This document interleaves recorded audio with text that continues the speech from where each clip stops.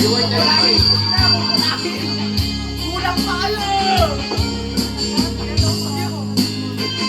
Tingnan natin yan. Tingnan mo. Hindi ka na makakawa. Pagdating ng 65 years old.